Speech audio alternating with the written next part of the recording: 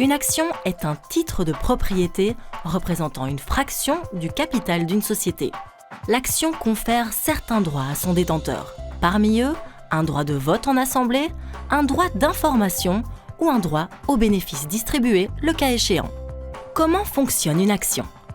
Prenons par exemple une entreprise, e-Boat. Elle fabrique de beaux bateaux d'excellente qualité.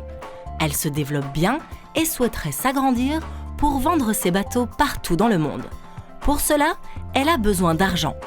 Pour l'obtenir, elle pourrait alors emprunter de l'argent, une somme qu'elle devra rembourser ensuite. Elle contractera alors des dettes. Elle pourrait aussi émettre des actions, c'est-à-dire de nouvelles parts de sa société à des investisseurs. L'entreprise ne crée alors aucune dette, mais se finance en augmentant son capital. Prenons un investisseur lambda, Olivier. Il détient beaucoup d'argent, mais il n'est pas satisfait de ce que lui rapporte son compte épargne.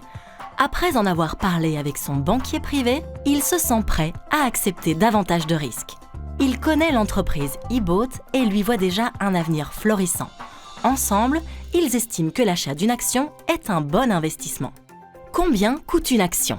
Imaginons que l'entreprise e-Boat est évaluée à 1 million d'euros. Il existe 1000 actions.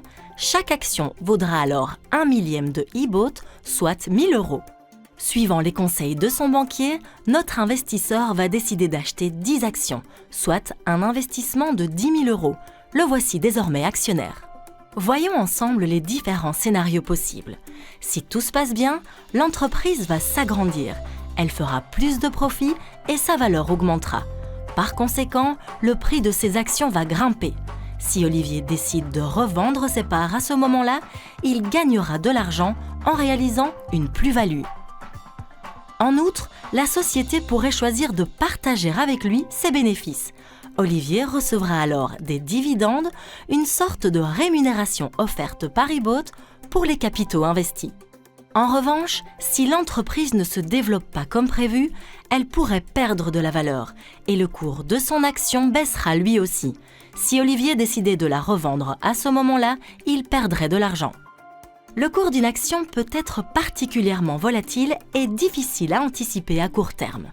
Cette variation de cours représente un risque pour l'investisseur. Il est possible qu'il ne gagne pas autant que prévu. Dans le cas extrême d'une faillite, l'investisseur peut même perdre jusqu'à l'intégralité du capital investi. Au vu des risques, on peut se demander pourquoi tant d'investisseurs continuent à acquérir des actions. Parce qu'ils savent que si les risques sont plus élevés, les rendements potentiels le sont aussi. Pour bien investir, il faut donc minimiser ces risques. Pour cela, il existe différentes précautions à prendre. Par exemple, établir une politique d'investissement avec votre banquier privé. Connaître les sociétés dans lesquelles vous souhaitez investir ou vous reposer sur l'analyse de professionnels fiables. Et surtout, diversifier en ne mettant pas tous vos œufs dans le même panier. Il convient alors d'investir dans plusieurs entreprises, dans différents secteurs ou dans d'autres classes d'actifs que les actions. Vous voilà désormais familier avec cette forme d'investissement. Si vous souhaitez en savoir davantage sur les actions ou sur d'autres investissements, nous sommes là pour vous aider.